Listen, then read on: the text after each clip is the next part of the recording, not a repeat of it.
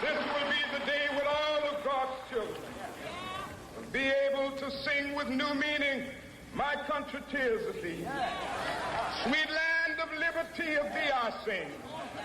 Land where my fathers died, land of the pilgrim's pride. From every mountainside, let freedom ring. And if America is to be a great nation, this must become true. And so let freedom ring. We shall overcome. We shall overcome. We shall overcome someday. Oh, deep in my heart, I do believe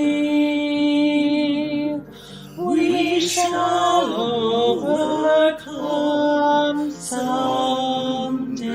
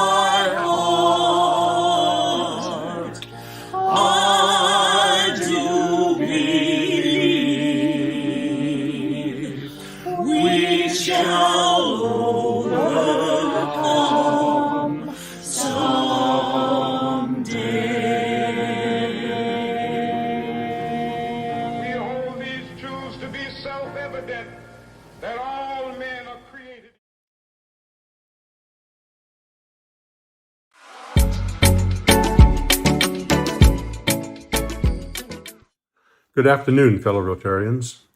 I have good news for you. This is the last and final report of the 2021 Community Grants campaign. I can tell that some of you are happy about that. I certainly am. And I'm very proud of what this club has been able to do. If we look at the basic metrics, you'll see that since the number is accurate as of the 15th, we're likely to rise to over $137,000 and perhaps 300 participants.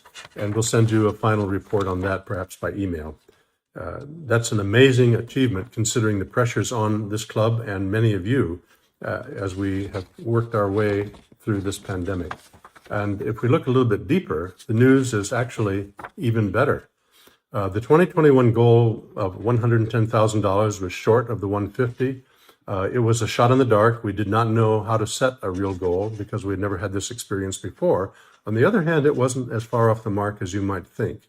One of the reasons we're at $137,000 or $136,000 right now is because of the 295 participants, 182 of you increased your gifts by a cumulative total of $19,100. That's an amazing show of concern for this community and generosity on your part. And that if we could stand and applaud, we would, because you all deserve this. 61% of you increased your gifts, and the significance is clear on this page. If we move to the last page, however, there's a different kind of good news. In the last year, when we had 90 applications for grants, we were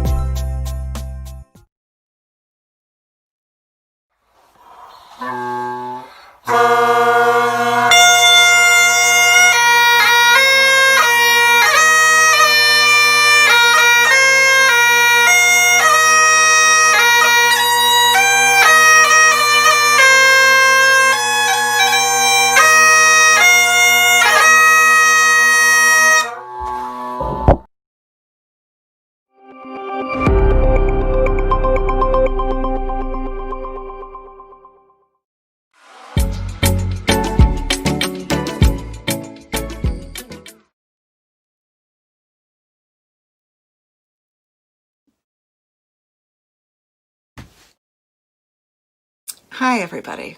Thanks for inviting me to talk with you. I'm sorry it's not in person, but glad we're all staying safe. So I wanted to start with a little bit of background, in case you're not familiar with To the Best of Our Knowledge, or TT Book for short. The show started in 1990, so last year marked our 30th anniversary. We've got something like 230,000 weekly listeners on 216 public radio stations around the country. We have something like 500,000 podcast downloads per 3 months. That's growing. Last year, we launched a spin-off micro-podcast called Bookmarks. Great writers talk about the books they love, books that changed their lives. We have an ongoing partnership with the nonprofit Center for Humans and Nature in Chicago to produce Kinship, a More Than Human podcast. This is about what changes when you start thinking of other species, other forms of life as kin. Our first episode was on eye-to-eye epiphanies, stories of people who have stared directly into the eyes of a wild animal and found it to be a profound experience. Those experiences, by the way, are a lot more common than you would think. The second episode was on plants as persons, about plant intelligence and the growing science of vegetal consciousness. The next one will be When Mountains Are Gods, about sacred mountains around the world. To the Best of Our Knowledge has always been a little hard for us to define, but basically, it's an audio magazine of ideas, or a thoughtful weekly. Each show revolves around a theme, usually a big question, like what sparks creativity? Is religion or faith hardwired in us? Is anger useful? Can we face climate change and still have hope? Each hour is made up of 4 or 5 interviews that reflect multiple ways of thinking about the particular topic of the day. We look for a diversity of worldviews and disciplines, so a good hour would have a scientist, a poet, and a historian. and ideally a range of personal stories and deep think or idea-driven interviews. I've been with the show from the beginning. I started it together with Steve Paulson, who is my husband as well as my professional partner. Jim Fleming was the original host, and I moved from full-time producing and interviewing to hosting when he retired.